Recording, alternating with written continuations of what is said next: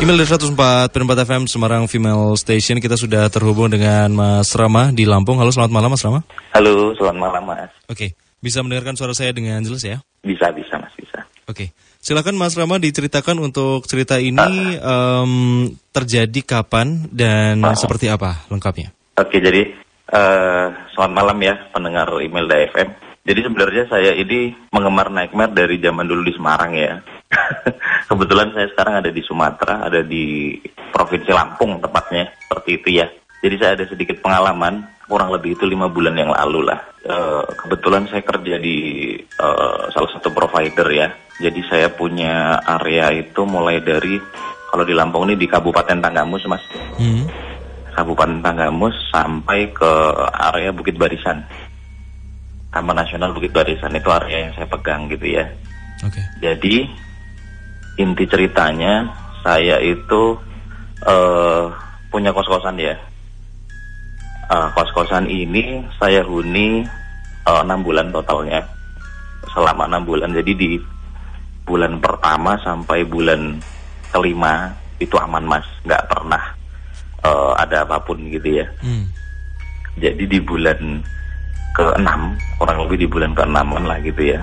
Jadi saya itu saat visit dari outlet ataupun BTS itu pulangnya malam Mas, gitu ya. Jadi ada yang masuk ke mungkin ke alas gitu ya. Ada yang juga mungkin nyebrang sungai besar atau apa gitu kan. Nah jadi singkat cerita, kalau nggak salah hari Selasa ya, saya ingat saya itu hari Selasa, jam 3 dini hari, saya tuh bangun mau ke toilet.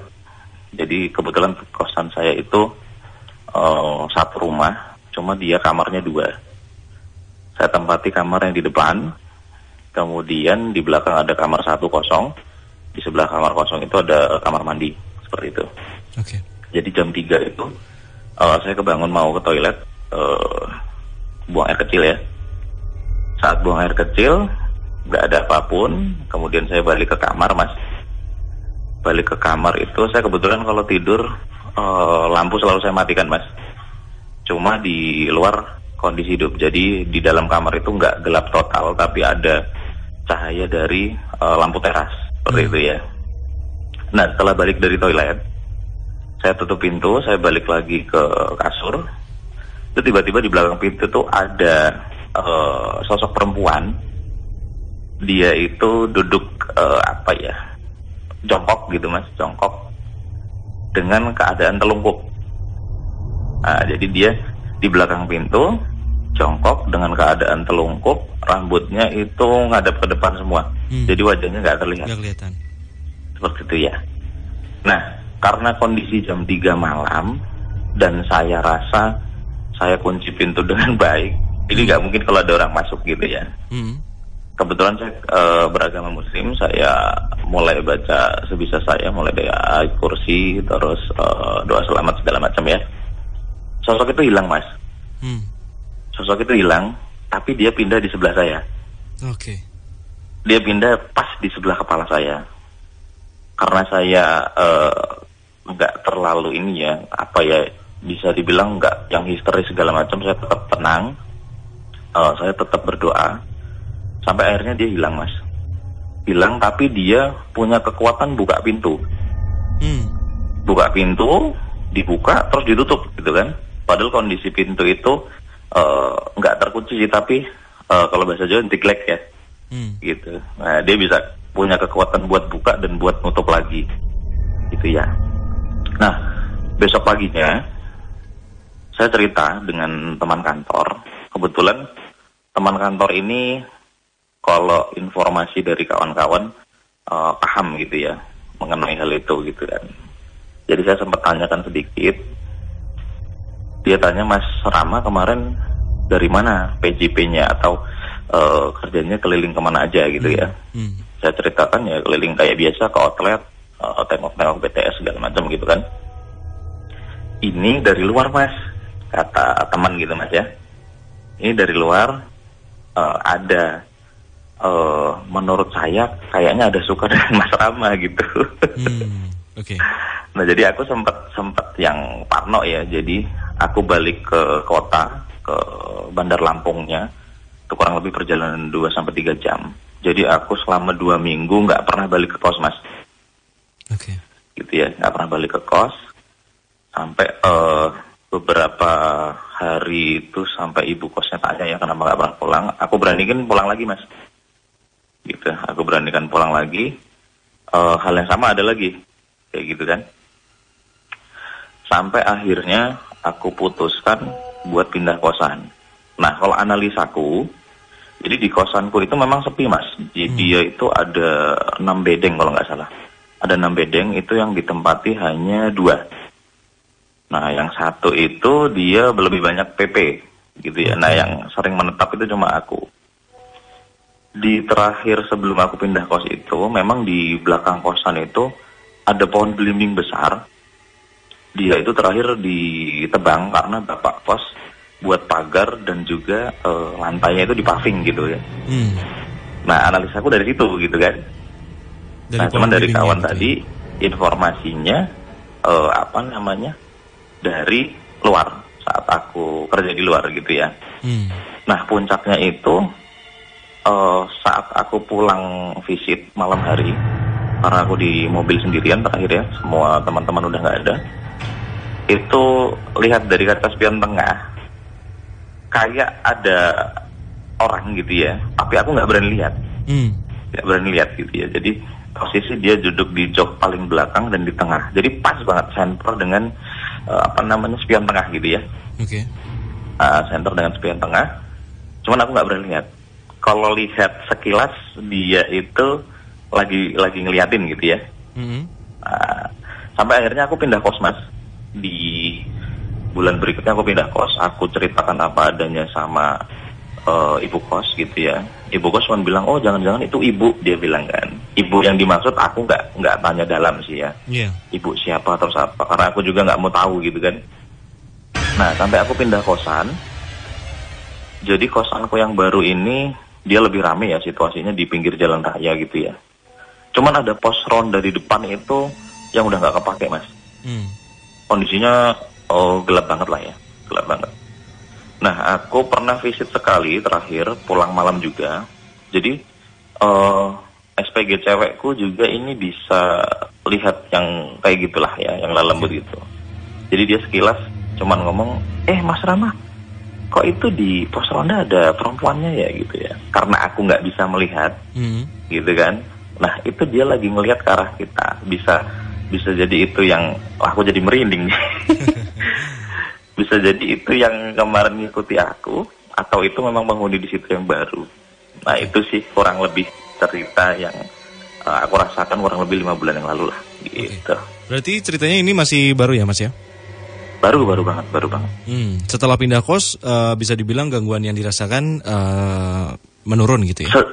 Sejauh ini belum pernah yang nampak langsung ya. Cuman kawan waktu ikut ngantar ke kos, yang aku cerita tadi di pos ronda depan, kok ada perempuannya ya gitu, lagi ngeliat ke arah kita. Aku nggak tahu itu yang di kosan sebelumnya atau memang dia penghuni di situ, aku pun nggak paham. Cuman kondisi gangguannya jauh lebih berkurang sih, Mas. Bahkan nggak pernah lagi, alhamdulillah. Oke. Gitu. Ketika di kosan nih, Mas, kita fokus yang sosok yang cewek tadi ya. Ketika itu posisinya yang dilihat oleh Mas itu adalah kelihatan jelaskah dia memakai baju apa, kondisi rambutnya seperti apa, postur tubuhnya gitu? Jelas. Jadi awal tuh kayak cuman bayangan gitu loh, Mas. Awal tuh kayak cuman bayangan di belakang pintu. Cuman lama-lama karena memang nyata banget ya, makanya aku bisa cerita dia lagi posisi jongkok, terus telungkup, rambutnya ke depan semua. Gitu. Pakai baju putih? Jelas. Pakai baju putih. Oke. Lalu untuk rambutnya posisinya rambut yang memang acak-acakan gitu kayak? Enggak, rapi, dia telungkup ke depan semua gitu. Yang buat aku semakin yakin itu ada makhluk gaib karena dia bisa buka pintuku, Mas.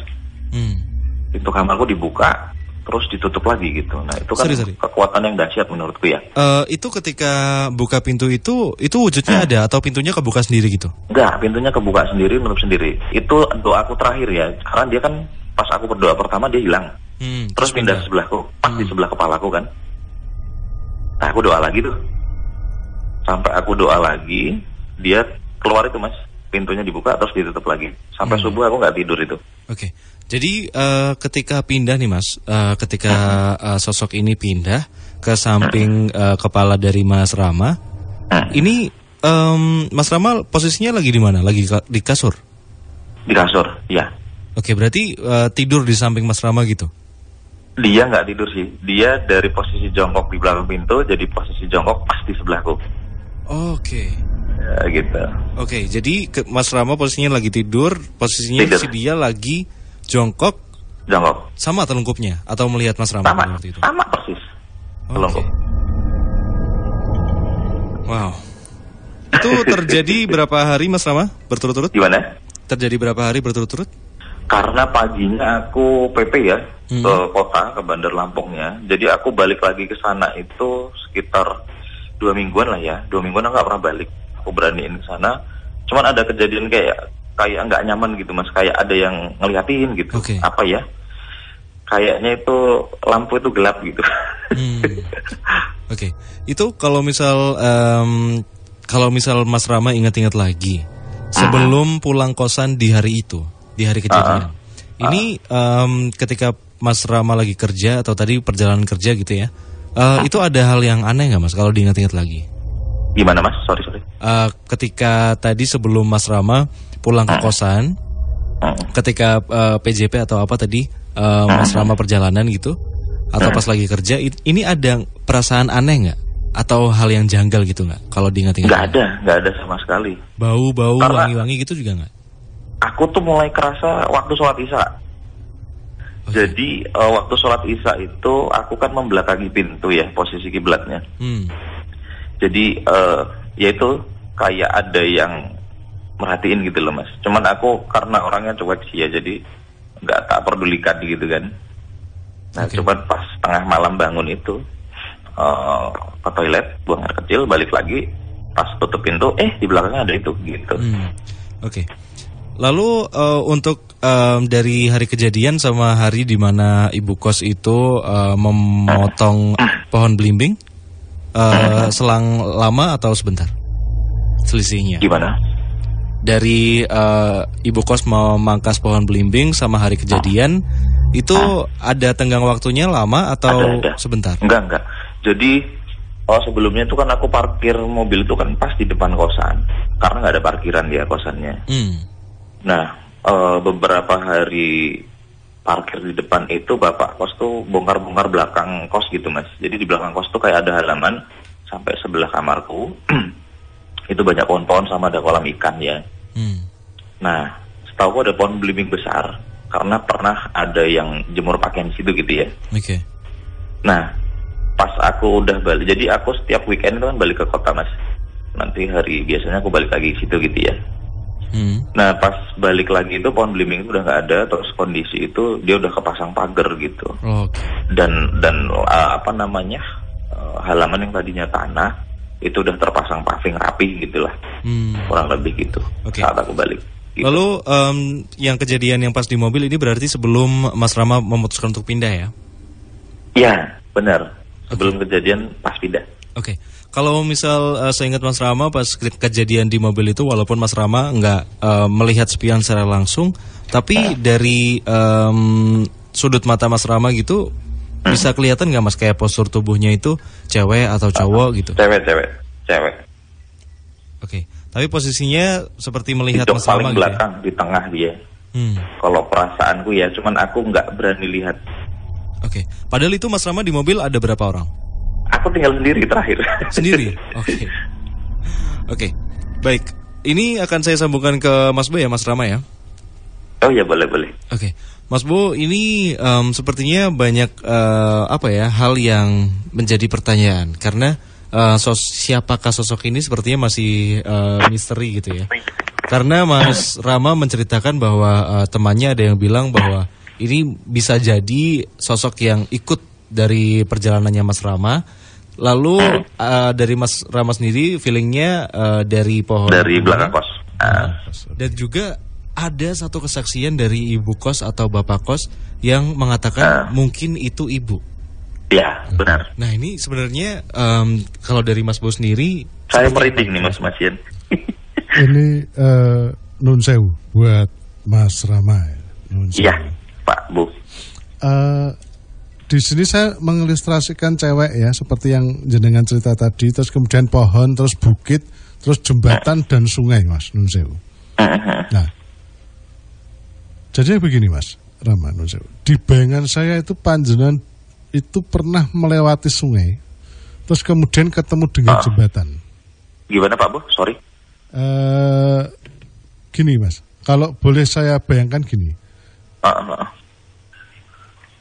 Dulu panjenengan pernah melewati sungai, terus kemudian ketemu dengan jembatan, dan itu di atas jembatan itu ada kayak perbukitan nun sewu. Di bayangan saya seperti itu. Terus kemudian jenengan jalan ke bukit itu, mungkin jenengan mendirikan provider atau apapun itu di daerah dekat situ.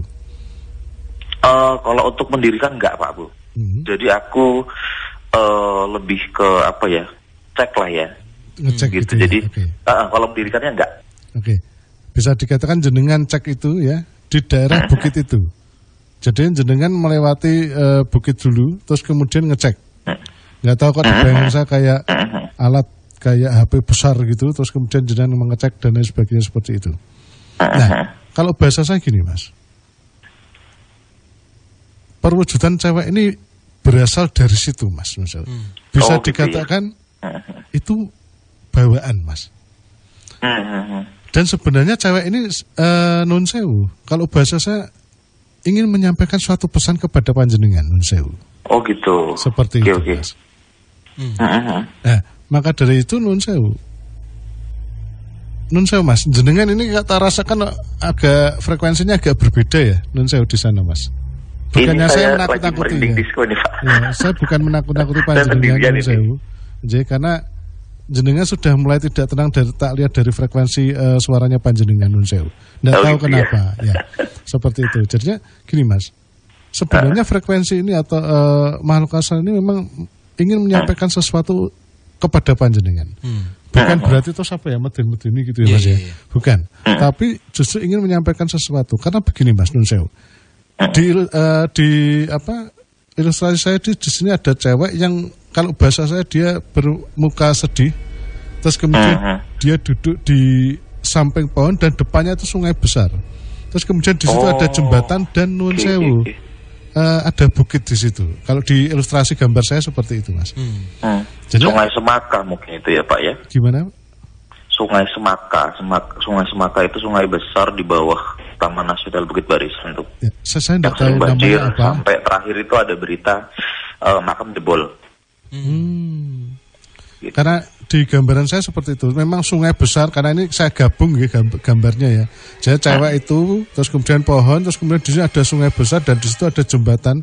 Kalau saya lihat katanya jembatannya baru Mas nun sewu. Terus baru ada bukit tinggi yang di kalau di gambar saya itu di depan di belakang jembatan. Seperti itu. Dan panjenengan naik ke bukit itu nun sewu. Aku di perkampungan pas terakhir tuh, perkampungan terakhir di bawah bukit itu. Dan apakah ini ada hubungannya dengan nun sewu? Suatu korban yang pernah dibuang di sungai itu ya, itu Mas. Oh gitu ya Pak ya. Ya, jadinya di sini sosok ini adalah bawaan daripada tempat itu Mas. Jadinya kalau bahasa saya bukan dari lingkungan sekitar kosnya panjenengan, tapi justru jenengan membawa vibrasi energi dari sungai dan bukit, kalau bahasa saya gitu. Oke. Tapi kenapa Mas Bu? Kenapa harus Mas Rama? Apakah memang karena frekuensinya kebetulan cocok atau seperti apa? Kalau bahasa saya gitu. Dan kemudian nun saya Mas Rama, apakah saat itu jenengan membuang bungkus rokok atau bungkus minuman Mas saat itu Mas? Enggak, kebetulan aku enggak merokok. Atau mungkin bungkus minuman atau kertas atau apa, membuang sesuatu lah misalnya. Seingatku enggak sih Pak Bu. Tidak. Karena aku biasanya nggak pernah mampir ke daerah selain yang aku tuju karena banyak rawan ya di sana. Oke. Sebenarnya kalau bahasa saya saat itu frekuensi panjenengan pas sama dengan frekuensi daripada sosok astral ini, Mas Rama. Oke. Jadinya kalau bahasa saya mengatakan begini, ini tidak mengganggu, tapi justru gini, orang itu kan curhat itu kan tidak setiap orang dicurhati, Mas. Kalau itu harus kita cocok dulu nih, sama seperti ini. Jadinya dia ingin menyampaikan sesuatu, misalnya kalau awamnya tuh kepengen curhat sama panjenengan.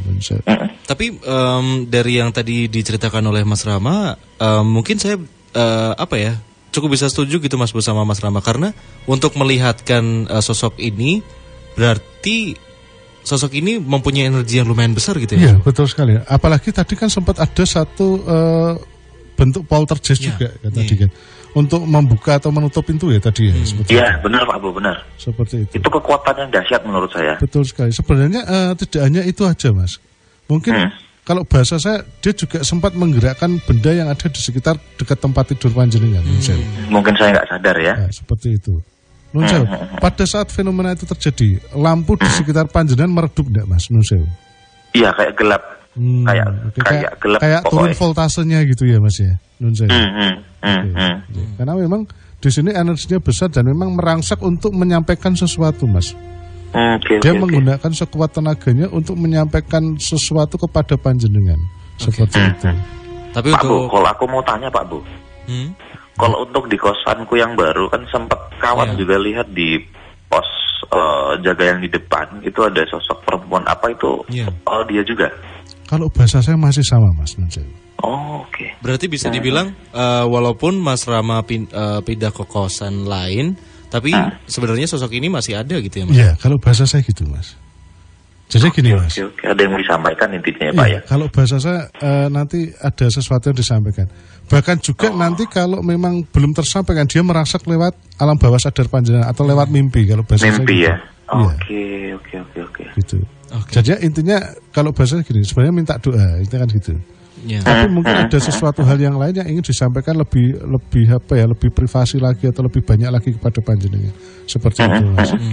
Jadi memang kita pun tidak, kalaupun tahu kita juga tidak bisa untuk mengungkapkan pesan itu di sini. Jadi mungkin betul, biar itu nanti ditunggu saja gitu ya, Mas Bu ya. Iya, betul sekali. Karena ini tetap gini, kalau bahasanya tetap merangsek, Mas. Dimanapun Anda tetap entah itu panjenengan yang melihat atau bahkan orang lain yang melihat, dan itu sosoknya sama, Mas. Oke. Baik, mungkin sampai di situ dulu Mas Rama ya untuk obrolan kita di malam hari ini. Sekali lagi terima kasih Mas Rama jauh-jauh dari Lampung sudah bergabung di Next on the Air. Thank you Imelda, sukses terus ya. Siap, sukses terus juga Mas Rama di sana. Amin, thank you. Yo, assalamualaikum. Waalaikumsalam warahmatullahi wabarakatuh. Baik kerabat Imelda, itu tadi adalah cerita dari Mas Rama yang memang dari kita yang ada di studio sendiri juga tadi sempat merasakan sedikit merinding juga ya Mas Boy ya ketika Mas Rama sedang bercerita. Dan sekali lagi mengingatkan untuk Anda yang ingin bergabung dan menceritakan pengalaman Anda bisa bergabung di WhatsApp di 0811 2710044 atau via live on air di 7474182. Dan juga untuk kerabat Imelda yang ingin bergabung via live on air melalui GSM maupun WhatsApp, silahkan bergabung di WhatsApp terlebih dahulu. Baru nanti akan saya berikan nomor GSM dan juga nomor WhatsApp yang bisa Anda hubungi untuk bergabung secara live on air.